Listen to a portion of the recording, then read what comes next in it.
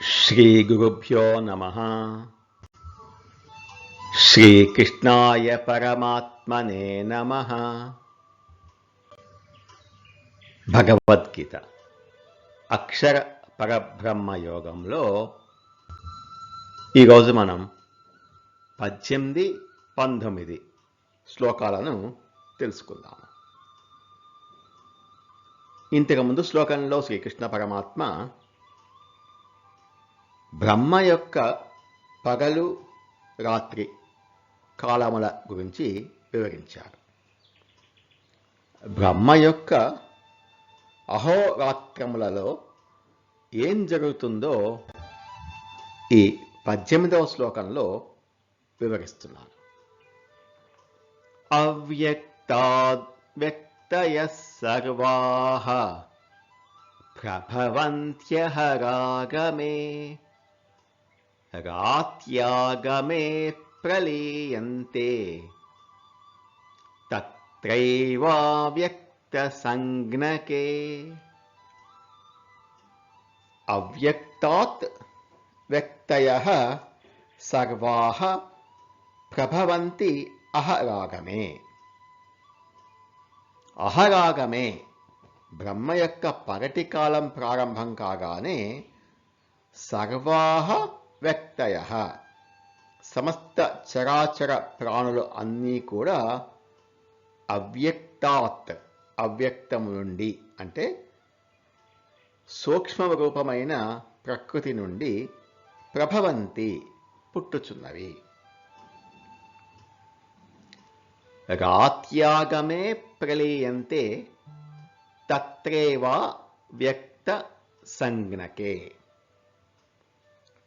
రాత్యాగమే బ్రహ్మ యొక్క రాత్రికాలం ప్రారంభం కాగానే తత్ర అవ్యక్త సంజ్ఞకే ఏవ అవ్యక్తము అయిన ప్రకృతి యొక్క సూక్ష్మ రూపము నుంచి సూక్ష్మ రూపమునందు ప్రలీయంతే లీనమవుతాయి.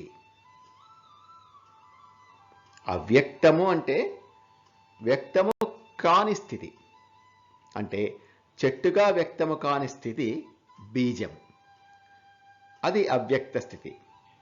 బ్రహ్మదేవుడికి రాత్రి అయితే సృష్టి ఉండదు, అంటే నశించింది అనడానికి లేదు,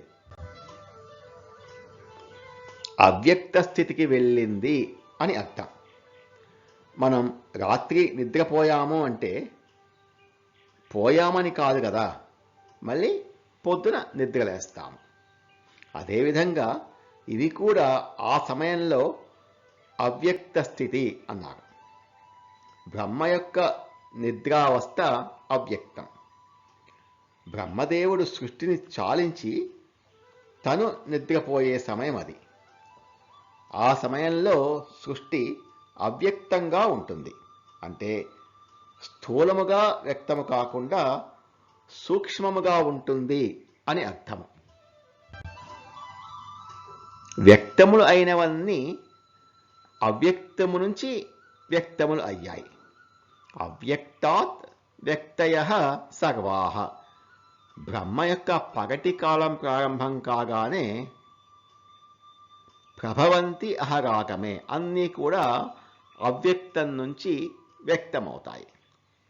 మళ్ళీ రాత్రి ప్రారంభం కాగానే రాత్యాగమే ప్రలీయంతే తత్ర ఏవ అవ్యక్త సంజ్ఞకే మళ్ళీ అవ్యక్తంలోనే లీనమవుతాయి, మళ్ళీ సృష్టి ఆరంభంలో వస్తాయి. అవ్యక్తాద్ వ్యక్తయః సర్వాః ప్రభవంత్యహరాగమే రాత్యాగమే ప్రలీయంతే తత్రైవావ్యక్త సంజ్ఞకే.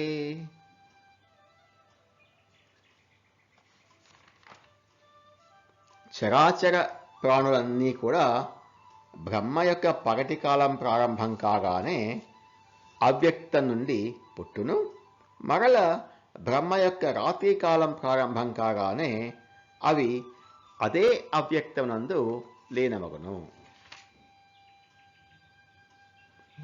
మళ్ళీ ఎలా వస్తాయి అంటే ఈ 19వ శ్లోకంలో భూతగ్రామస్స ఏవాయం భూత్వా భూత్వా ప్రలీయతే రాత్యాగమే వశః పార్థ ప్రభవత్యహరాగమే.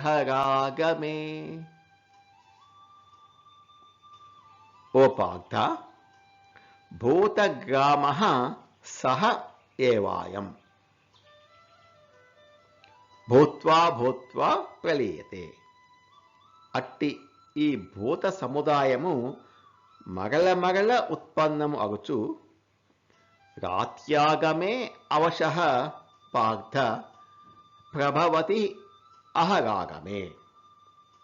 అవశః ప్రకృతి వశమున రాత్రి ప్రవేశకాలమునందు లీనమగును, మరియు పగటి ప్రవేశకాలమునందు పుట్టును.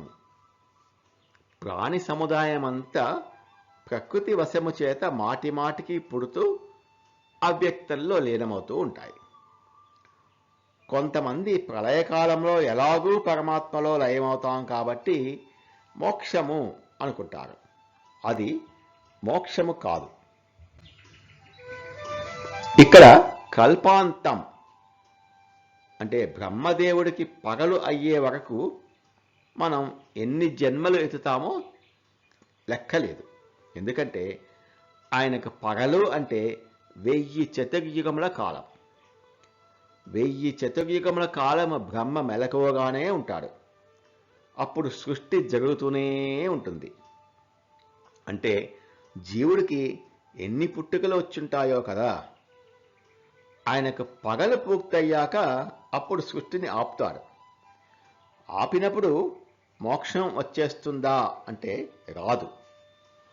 కర్మక్షయము అయితే గాని మోక్షము రాదు. అప్పుడు బ్రహ్మ యొక్క ఆ రాత్రి వేళ ప్రళయ అవస్థ, సృష్టి లేదు కదా. మరి జీవుడు ఏమవుతాడు అంటే జీవులు అన్నీ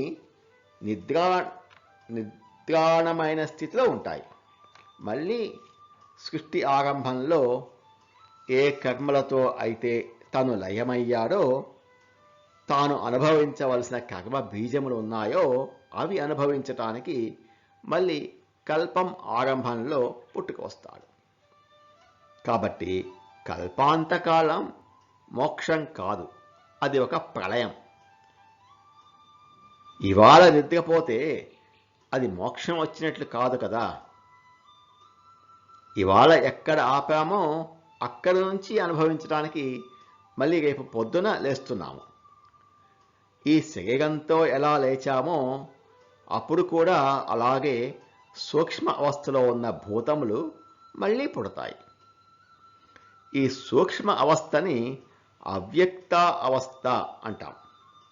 అంటే పరమాత్మ చెప్పడము సృష్టి అంతా ప్రజాపతి అయినటువంటి చతుర్ముఖ బ్రహ్మ ద్వారానే పగటి కాలంలో కలుగుతున్నది. బ్రహ్మ యొక్క రాత్రి అంటే నిద్రకాలంలో సృష్టి లయమవుతున్నది అంటున్నారు.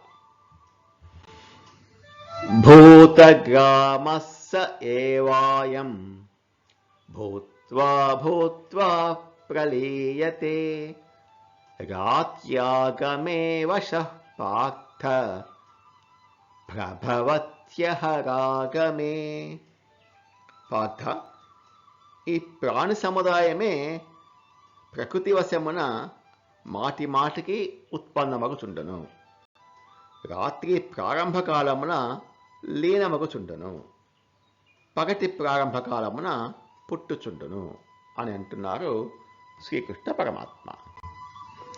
నమో భగవతే వాసుదేవాయ. ఏతత్ఫలం శ్రీకృష్ణార్పణమస్తు.